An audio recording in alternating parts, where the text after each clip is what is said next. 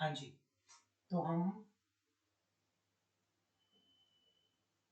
Company law की class के अंदर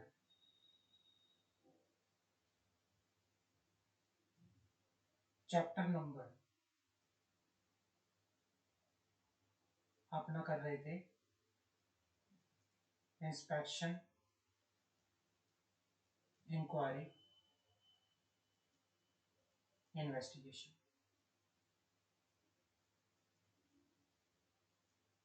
लास्ट क्लास के अंदर हमने इन्वेस्टिगेशन शुरू किया था। इन्वेस्टिगेशन सेक्शन 210 से लेके सेक्शन 229 तक हमने बात की थी kinds of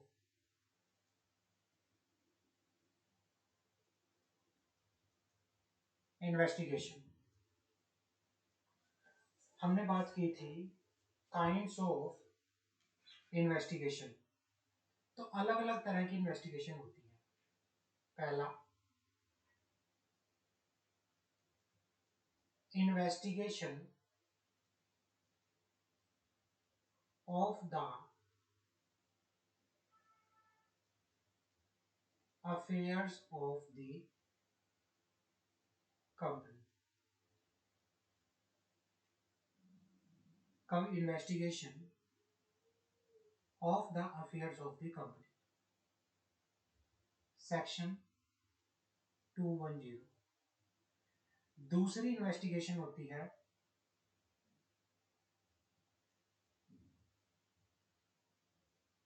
investigation of the affairs of related company. तीसरी होती है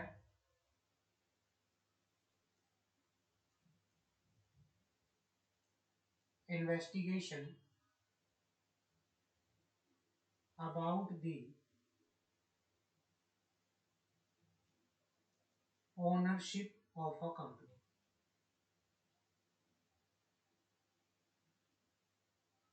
चौथी होती है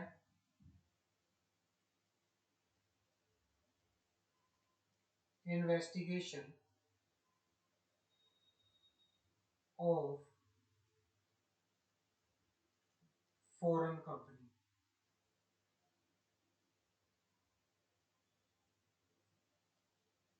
investigation bye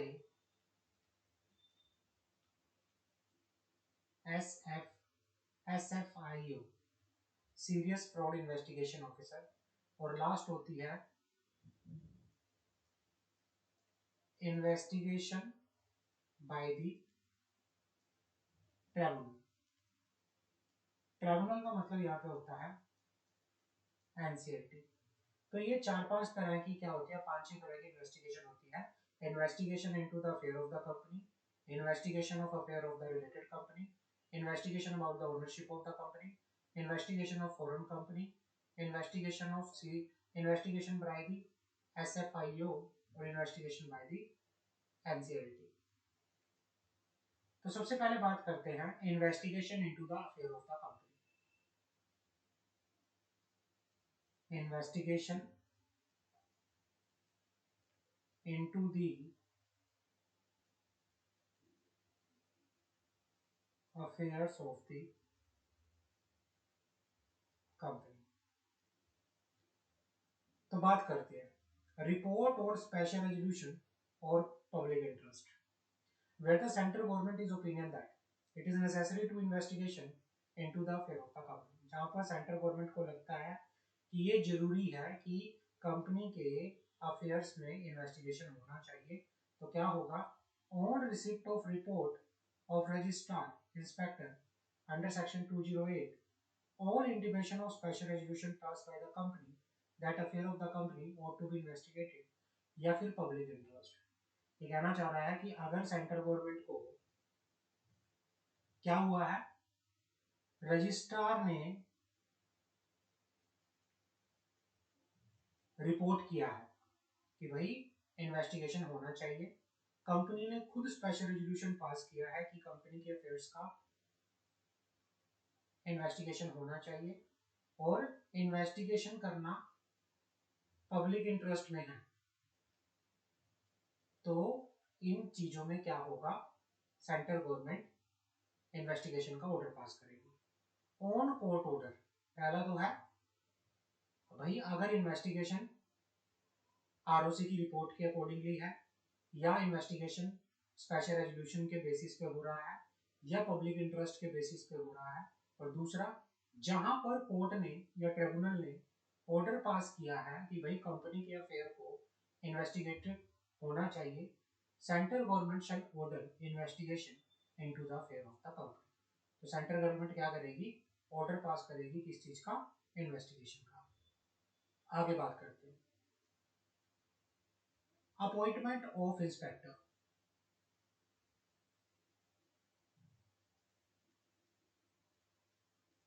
appointment of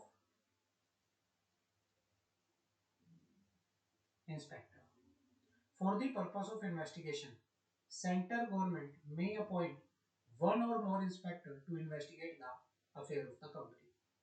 central government इस पर्पस के लिए एक या एक से ज्यादा पर्सन को अपॉइंट कर सकती है जो इंस्पेक्टर होंगे और इन्वेस्टिगेशन करेंगे किसकी, अफेयर ऑफ द कंपनी की। These inspectors shall report on the affair of the company in such manner as the central government may direct। तो ये इसकी बात करके यहाँ पर चलता है। अब रूल 5 क्या कहता है, rule 5 of the company inspection investigation inquiry rule 2014, central government may before appointing inspector under subsection 3 of section 210 require the applicant to give security not exceeding 25% of the payment of cost expenses of the investigation as per the criteria below। ये कहना चाह रहा है कि भाई किसी भी inspector को अपॉइंट करने से पहले एप्लीकेंट को, जो भी इन्वेस्टिगेशन करवाना चाह रहा है, जिसने भी सेंट्रल गवर्नमेंट के पास एप्लीकेशन लगाई थी कि इंस्पेक्शन होनी चाहिए, इन्वेस्टिगेशन होनी चाहिए, तो वो क्या करेगा, वो इन्वेस्टिगेशन की टोटल कॉस्ट का 25%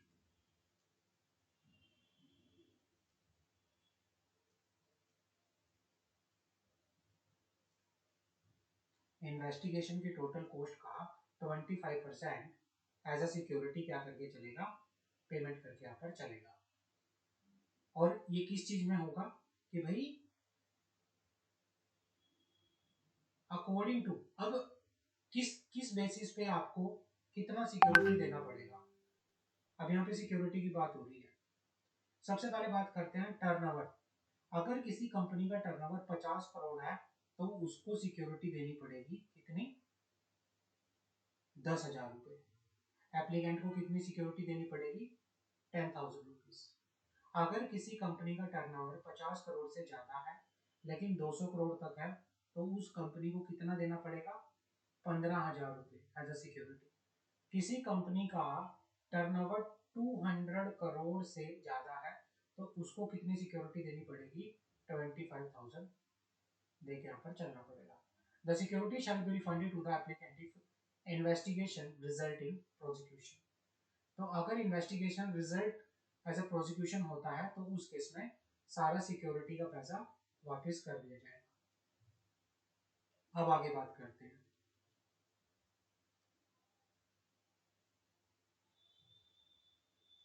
investigation into the affair of company on application made by member और अदर पर्सन।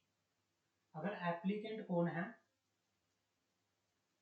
एप्लीकेंट कौन है, कंपनी के मेंबर्स या other person. The tribunal may, after giving a reasonable opportunity of being heard to the party concerned, that affair of the company ought to be investigated. Where such an order is passed, central government shall appoint one or more competent person as an inspector to investigate into the affair of the company and to report thereof.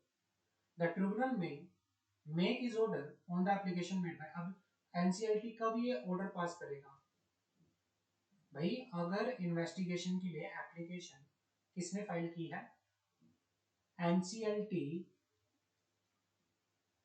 Investigation का अगर कोई member या कोई भी person investigation करवाना चाहता है company के अफेयर्स में, तो एनसीएलटी इन्वेस्टिगेशन का ऑर्डर तभी पास किया करेगा जब पहले तो वो पार्टी कंसर्न को अपॉर्चुनिटी ऑफ बीइंग हर्ड देगा, और एप्लीकेशन अगर मेंबर लगा रहे हैं मेंबर्स, तो उस केस में not less than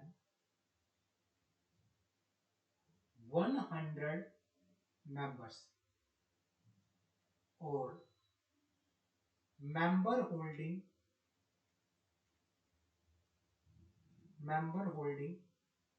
not less than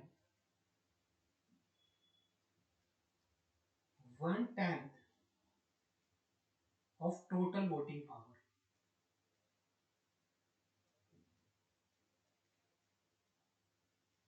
ये कहना चाह रहा है कि भाई अगर आपकी कंपनी लिमिटेड बाय शेयर्स है, तो उस केस में अगर कोई मेंबर एनसीएलटी में investigation of the state of affair of company करवाना चाहता है, तो उस केस में कम से कम 100 मेंबर या member holding 1/10 of the total voting power in case of company having share capital. या तो ये अगर कंपनी की शेयर कैपिटल नहीं है तो not less than 1/5 of the person on the company is register of member in case of company no having share capital and supported by evidence showing good reason for seeking and order for conducting investigation into the affair of the company। अगर member क्या कर रहे हैं, application लगा रहे हैं, तो application लगाने के लिए इतने मेंबर्स कम से कम मिनिमम रिक्वायरमेंट ये होनी चाहिए कि इतने मेंबर एनसीआईटी में एप्लीकेशन लगा सकते हैं। The tribunal may also make such order on application made by it, any person or otherwise, if it is satisfied that circumstances suggested that the business of the company is being conducted intent to defraud its creditor, member, any other person or otherwise for fraudulent, unlawful purpose, or in a manner oppressive to any of its member, or that the company was formed for any fraudulent or unlawful purpose।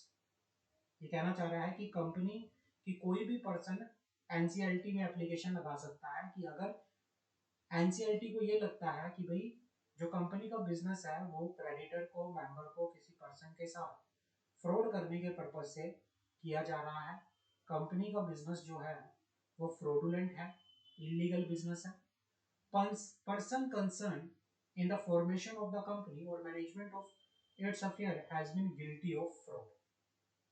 तो ये कहना चाह रहा है कि जिसने company incorporation की है वो उसने फ्रॉड करके एक कंपनी को बनाया है, उसने मिसफीजनेस करके, मिसकंडक्ट करके कंपनी को बनाया है।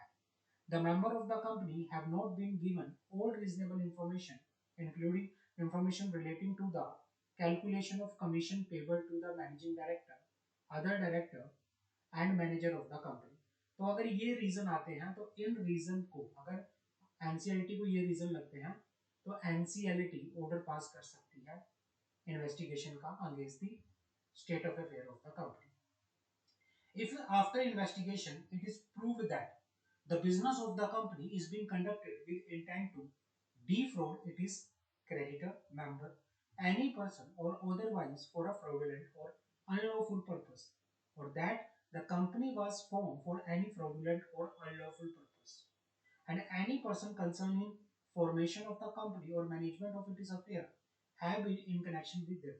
अगर इन्वेस्टिगेशन हुई और जो रीजन एनसीआरटी को लग रहा था कि ये रीजन है, इन्वेस्टिगेशन होनी चाहिए, और बाद में ये रीजन निकले, तो फिर कंपनी और एवरी ऑफिसर इन डिफॉल्ट और जो भी पर्सन है वो लाइबल होगा under section 447 for the case of fraud. Fraud के केस में वो लाइबल होगा।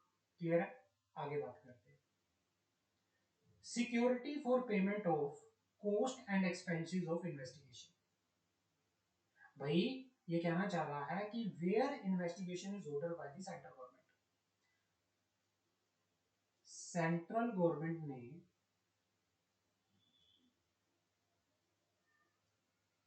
कोई ऑर्डर पास किया, मान लो किस चीज के लिए ऑर्डर पास किया, where investigation is order by central government in pursuance of section 210 and section 213.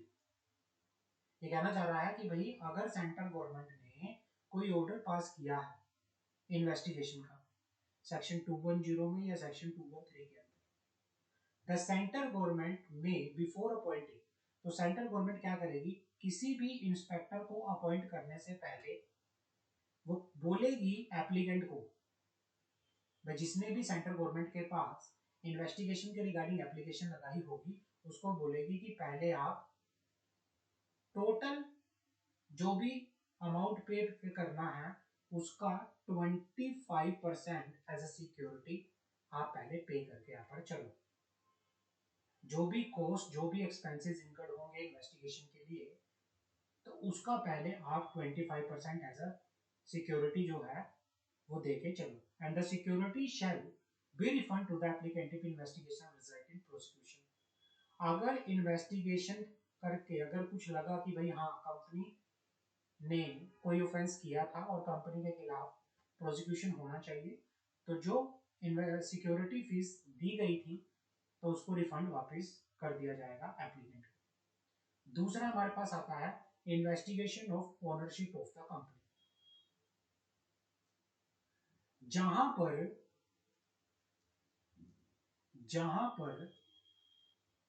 Company के अफेयर्स की इन्वेस्टिगेशन होना चाहिए, तो उसके लिए क्या प्रोसीजर था वो हमने बात कर ली है. और दूसरा हम बात करते हैं investigation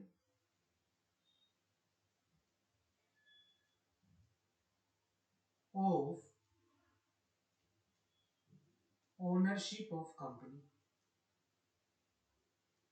investigation of ownership of company. सबसे पहले बात करते हैं appointment for determining the true person, where it appear to the central government that there is a reason to do so. It may appoint one or more inspector to investigate, to report on matter relating to the company it is membership for the purpose of determining the true person, who are have financial interest in the success or failure, whether or real or apparent of the company.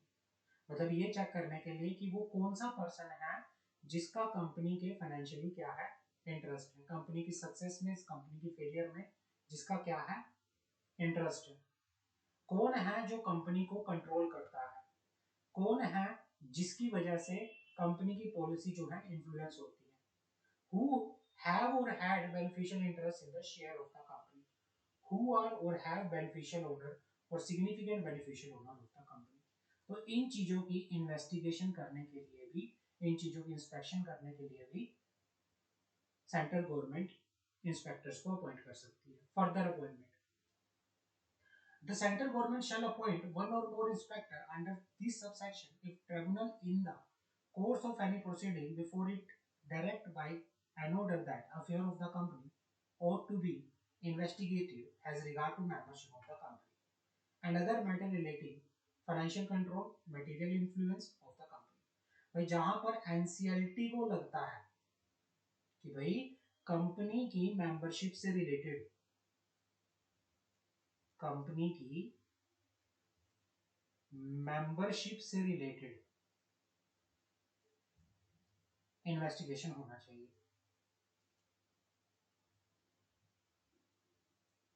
Company की membership से related investigation होना चाहिए, तो इस case में क्या होगा, इस केस में सेंट्रल गवर्नमेंट इंस्पेक्टर को अपॉइंट करेगी, इस केस में सेंट्रल गवर्नमेंट क्या करेगी, इंस्पेक्टर को अपॉइंट करेगी. जहां पर ट्रिब्यूनल को लगता है कि भाई कंपनी की मेंबरशिप की क्या होनी चाहिए, इन्वेस्टिगेशन होनी चाहिए। भाई कौन पर्सन है जिसका फाइनेंशियल कंट्रोल है, जिसका मटेरियल इन्फ्लुएंस है कंपनी के ऊपर, उसकी क्या होनी चाहिए, इन्वेस्टिगेशन होनी चाहिए। तो इस चीज के लिए सेंट्रल गवर्नमेंट क्या कर सकती है, एक या एक से ज्यादा पर्सन को एज अ इंस्पेक्टर अपॉइंट कर सकती है। क्लियर है, समझ आ गए, ये काट दो। अब बात करते हैं पावर ऑफ इंस्पेक्टर। ये बिल्कुल बेसिक है, जर्नल है, दिस इज जर्नल,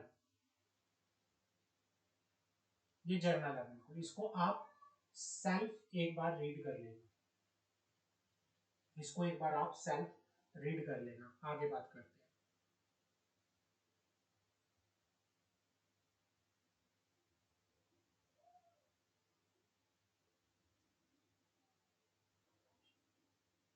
अब बात आती है protection of employ during the in investigation. Protection of employ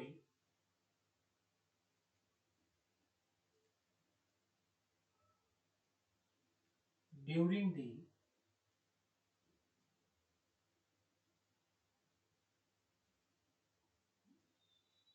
investigation. No action against employ without tribunal is approval. बिना एनसीएलटी की अप्रूवल के एम्प्लॉय के अगेंस्ट कोई भी एक्शन नहीं लिया जाएगा। Section 218 provide protection to employ during investigation.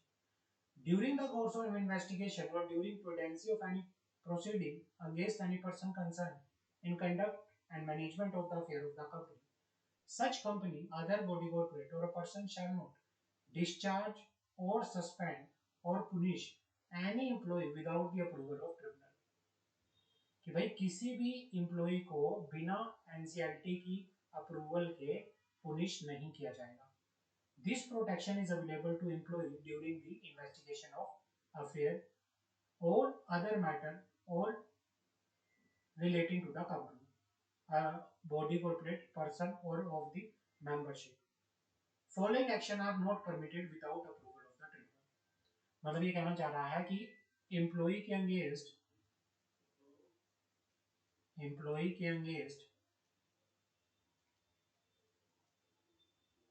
कोई भी एक्शन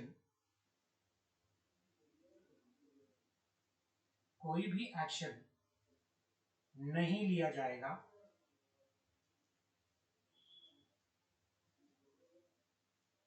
भाई ये कहना चाह रहा है कि एम्प्लॉय के अगेंस्ट कोई भी एक्शन नहीं लिया जाएगा बिना एनसीएलटी की अप्रूवल के। भाई अगर किसी एम्प्लॉय के अगेंस्ट ये एक्शन लेने हैं तो पहले एनसीएलटी से अप्रूवल लेनी पड़ेगी। टू डिस्चार्ज और सस्पेंड एम्प्लॉय, अगर इन्वेस्टिगेशन के तहत किसी एम्प्लॉय को कंपनी सस्पेंड कर रही है या पुनिश कर रही है, चाहे एम्प्लॉय को डिसमिसल करके, रिमूवल करके, उसकी डिमोशन करके, उसकी रैंक को रिडक्शन करके, या उसकी एम्प्लॉयमेंट की टर्म्स एंड कंडीशन को अगर चेंज किया जा रहा है, तो अगर ये एक्शन किसी एम्प्लॉय के अगेंस्ट लिए जा रहे हैं तो पहले इनको लेने के ड्यूरिंग इन्वेस्टिगेशन अगर ये एक्शन लिए जा रहे हैं तो ये एक्शन लेने से पहले एनसीएलटी की अप्रूवल ली जाएगी। समझ आ गया। Action on employ, if applicant does not receive within 30 days of making application the approval of tribunal. अगर एप्लीकेंट को ट्रिब्यूनल की अप्रूवल नहीं मिली, only then applicant concern may proceed to take action against the employ. ये कहना चाह रहा है कि अगर एप्लीकेंट को एनसीएलटी की कोई अप्रूवल नहीं मिली विद इन 30 days, तो उसके बाद क्या होगा, तो एप्लीकेंट क्या कर सकता है, एम्प्लॉय के अगेंस्ट एक्शन ले सकता है। अपील अगेंस्ट ट्रिब्यूनल, अगर कोई भी एप्लीकेंट हो लो, अगर वो डिससेटिस्फाइड है ट्रिब्यूनल की ऑब्जेक्शन से, अगर ट्रिब्यूनल ने कोई ऑब्जेक्शन की, एनसीएलटी ने, मान लो एनसीएलटी, यहाँ पे ट्रिब्यूनल का मतलब है NCLT, national company law tribunal, अगर उसने मान लो कोई ऑब्जेक्शन रेज कर दी और उस ऑब्जेक्शन से एप्लीकेंट डिससेटिस्फाई था, तो with in 30 days from the receipt of notice of objection, तो ट्रिब्यूनल क्या करेगा, अपील फाइल करेगा। अपील किसको, national company law appellate tribunal, उसको बोलते हैं अपीलेट ट्रिब्यूनल, NCLAT। तो एप्लीकेंट 30 दिन के अंदर अंदर, जिस दिन उसको ऑब्जेक्शन मिली उसके 30 दिन के अंदर अंदर NCLAT को अपील फाइल करके यहाँ पर चल सकता है। आगे बात करते हैं, ये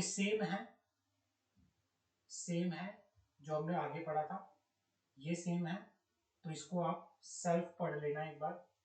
आगे बात करते हैं, सीजर हमने ऑलरेडी पढ़ लिया है, तो ये भी सेम है, सीजर सेम है, जो हमने पीछे पढ़ा था सीजर, सेम टू सेम वही सीजर है ये, तो इसको भी आप एक बार सेल्फ पढ़ लेना। अब आगे आता है,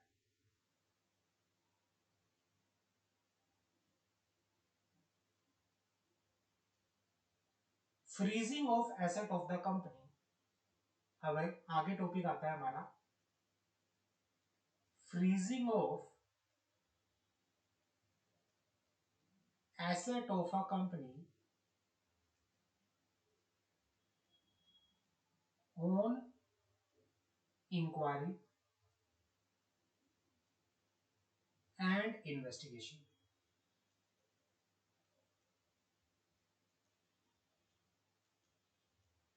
ये कहना चाह रहा है कि freezing of asset of a company on inquiry and investigation, इसके लिए जो बात करता है वो सेक्शन 221 बात करता है। तो सबसे पहले अगर मैं फ्रीजिंग ऑफ एसेट की बात करूं, नो ट्रांसफर और restricted transfer, the tribunal on reference made by the central government, या तो सेंट्रल गवर्नमेंट की रेफरेंस से, या फिर in connection with the inquiry investigation into the state of affair of the company, या any complaint made by member, या any complaint made by creditor have 1 lakh amount outstanding against the company, या any other person having a reasonable ground to believe, it may by order direct that such transfer, removal or disposal shall not take place during specified period not exceeding 3 years, or make take place subject to such condition and restriction as it deemed fit। ये कहना चाह रहा है कि भाई company क्या नहीं कर सकती, किसी भी एसेट को अगर ट्रिब्यूनल को लगता है, ट्रिब्यूनल को किसी सेंट्रल गवर्नमेंट ने कोई रेफरेंस दी है, या कोई इन्वेस्टिगेशन या इंक्वायरी से रिलेटेड एप्लीकेशन गई है, या मेंबर ने कंप्लेंट फाइल की है, या उस क्रेडिटर ने जिसका 1 लाख से ज्यादा का अमाउंट आउटस्टैंडिंग है, या किसी पर्सन ने अगर ट्रिब्यूनल को एप्लीकेशन दी है और ट्रिब्यूनल को लगता है, तो ट्रिब्यूनल ऑर्डर पास कर सकता है कि भाई कंपनी अपनी एसेट ट्रांसफर नहीं कर सकती, रिमूव नहीं कर सकती, डिस्पोज नहीं कर सकती। shall not take place during a specified period, or shall not exceeding 3 years, or may take place subject to such condition restriction as it deems fit। आगे बात करते हैं, the tribunal may make such order where it is appear to the tribunal that the removal, transfer and disposal of the fund, asset, property of the company is likely to take place prejudicial to the interest of the company। तो ये सारी की सारी क्या है, इस तरह से ओके पर चल सकती है। आगे बात करते हैं,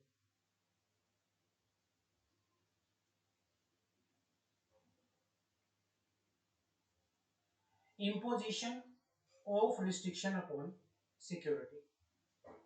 भाई जिस तरह से एसेट को ट्रांसफर करने पे, रिमूव करने पे रिस्ट्रिक्शन एनसीएलटी लगा सकती है, उसी तरह से ही सिक्योरिटी के ऊपर भी द ट्रिब्यूनल में by order direct that the security shall be subject to restriction has it deemed fit for a such period not exceeding 3 years has may be specified in the order. मतलब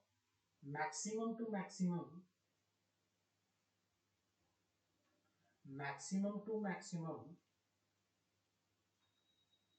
3 साल तक, 3 years तक NCLT क्या कर सकती है? अगर NCLT को लगता है कि भाई हाँ इन्वेस्टिगेशन हुई है और इन्वेस्टिगेशन के बाद अगर लगता है तो एनसीएलटी ऑर्डर पास कर सकती है। ऑर्डर किस रिलेटेड पास कर सकती है? रिस्ट्रिक्टिव इश्यू से या ट्रांसफर ट्रांसफर ऑफ सिक्योरिटी इनसे रिलेटेड। तो इससे रिलेटेड क्या हो सकता है? एनसीएलटी ऑर्डर पास कर सकती है। आगे बात करते हैं।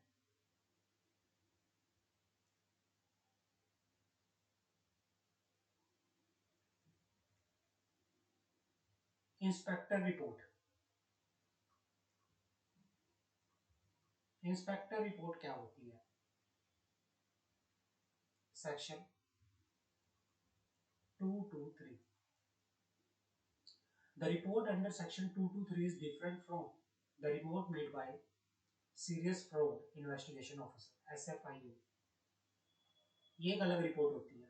Preparation and submission of internal final report. Inspector, if so directed by the central government, shall submit all interim report to the government and on conclusion of investigation, final report to the central government। मतलब central government जिस inspector को appoint करती है वो क्या करेगा? या तो इंटरिम रिपोर्ट या फिर फाइनल रिपोर्ट। जब एक बार इन्वेस्टिगेशन कंप्लीट हो जाएगी तो वो सेंट्रल गवर्नमेंट को रिपोर्ट देके पर चलेगा। Printing direction. Every report shall be in writing or printed as per the direction of central government. Copy to the member on application or authentication of report. A copy of the report may be obtained by member, creditor, or any other person whose interest is likely to be affected by making the application to the central government. The report of inspector shall be authenticated by। अब जो report है inspector की उसको कौन authenticate करेगा? By the seal if any of the company investigated or by certificate of a public officer having the custody of the report.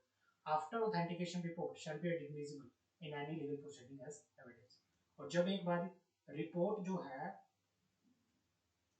Authenticated हो जाएगी, authenticated हो जाएगी तो वो रिपोर्ट जो है उसको एडमिसिबल किया जाएगा किसमें? लीगल प्रोसीडिंग के अंदर। उसको क्या किया जाएगा? लीगल प्रोसीडिंग के अंदर उसको एडमिसिबल किया जाएगा। क्लियर है?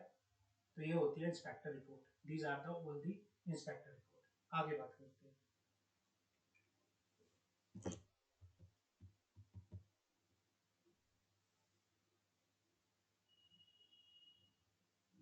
ये काट दो, ये काट दो,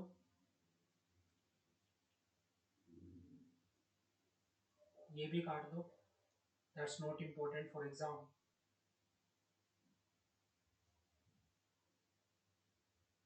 अब आता है information, inspection, inquiry, investigation of foreign company. भाई सेम टू सेम जो प्रोविजन एक इंडियन कंपनी पे लगते हैं, जो प्रोविजन एक इंडियन कंपनी पे लगते हैं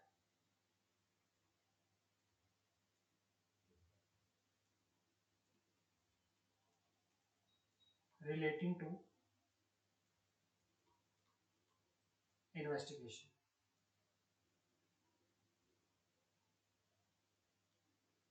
वो same to same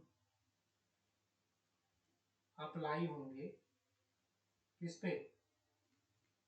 foreign company पे। वो सेम टू सेम अप्लाई होंगे foreign company. Preparation by a company secretary to face investigation. ये जर्नल है सेल्फ स्टडी के लिए आपकी, बट एग्जाम में आ सकता है। इसको आपको पढ़ना है कि एक कंपनी सेक्रेटरी को इन्वेस्टिगेशन करने से पहले क्या क्या प्रिपरेशन करनी पड़ेगी। तो ये आपको जर्नल है, बिल्कुल जर्नल है, बिल्कुल क्या है, जर्नल है। आगे बात करते हैं, ये इंपॉर्टेंट है, इसकी बात करते हैं। Establishment of serious fraud investigation office. Establishment of serious fraud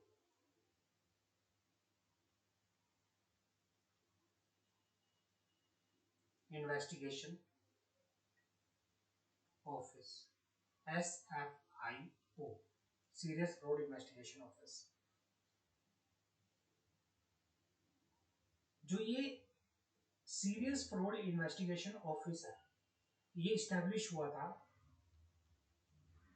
ये स्टैब्लिश कब हुआ था? ये स्टैब्लिश हुआ था 21 जुलाई 2015 को। ये क्या है? It is a multi disciplinary, ये क्या है? मल्टी डिसिप्लिनरी ऑर्गेनाइजेशन है। ये एक मल्टी डिसिप्लिनरी ऑर्गेनाइजेशन है जो मिनिस्ट्री ऑफ कॉर्पोरेट अफेयर के अंदर आता है, जो मिनिस्ट्री ऑफ कॉर्पोरेट अफेयर्स के अंडर आता है। इसके अंदर जो मेंबर होते हैं, इसके अंदर एक्सपर्ट्स होते हैं। एक्सपर्ट जो कौन कौन सी फील्ड से होते हैं? जो अकाउंटेंसी की फील्ड से होते हैं, जो फोरेंसिक की फील्ड से होते हैं, जो ऑडिटिंग की फील्ड से होते हैं, जो banking, law, IT, investigation, company law, capital market, इन सभी फील्ड से होकर यहाँ पर चलते हैं, जिनका मेन पर्पस क्या होता है? टू डिटेक्ट इनका मेन पर्पस होता है to detect and prosecuting collar crime fraud, white collar crime fraud को डिटेक्ट करना, to detect white collar crimes, white collar crimes को डिटेक्ट करना।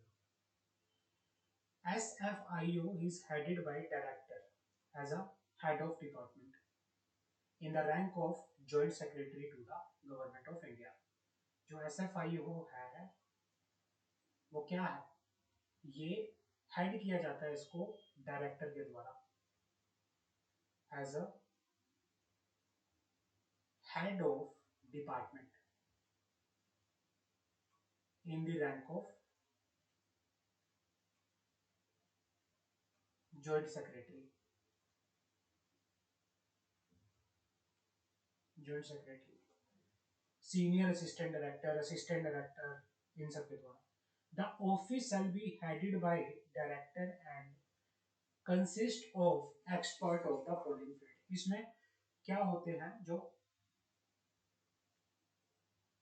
इसके अंदर कौन कौन से एक्सपर्ट होते हैं? इसके अंदर बैंकिंग के, कॉर्पोरेट अफेयर के, टैक्सेशन के, फोरेंसिक ऑडिटिंग के, कैपिटल मार्केट के, इंफॉर्मेशन टेक्नोलॉजी के, लॉ के, इन सभी फील्ड के क्या होते हैं? एक्सपर्ट्स होते हैं, एक्सपर्ट्स। क्लियर है? आगे बात करते हैं।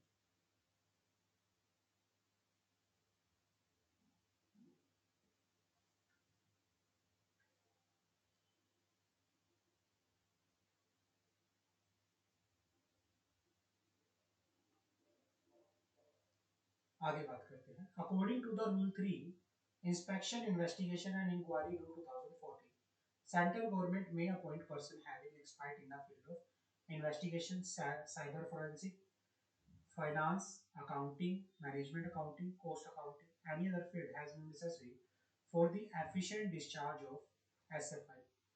सेंट्रल गवर्नमेंट किसी भी पर्सन को अपॉइंट कर सकता है जिसका इन फील्ड्स के एक क्या है, अच्छा इन फील्ड के अंदर अगर किसी पर्सन का अच्छा एक्सपीरियंस है, अच्छा वो है, तो इन पर्सन को क्या किया जा सकता है, as S F I U के फंक्शन को डिस्चार्ज करने के लिए अपॉइंट किया जा सकता है। क्लियर है, आगे बात करते हैं।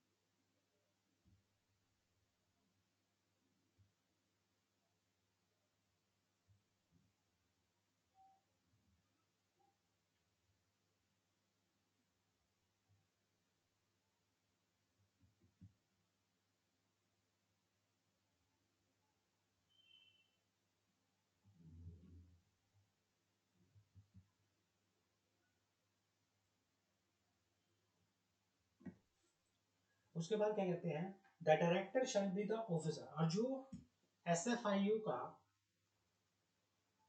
जो डायरेक्टर होगा उसकी रैंक क्या होगी। The director shall be an officer, जो ये डायरेक्टर होगा वो ऑफिसर होगा, not below the rank of joint secretary having knowledge and experience dealing with the matter relating to the corporate affair. भाई जो कॉर्पोरेट अफेयर के मैटर से deal करता है। द सेंट्रल गवर्नमेंट में appoint such expert other officer employee in the SFIO has considered necessary for the efficient discharge of its function। आगे बात करते हैं।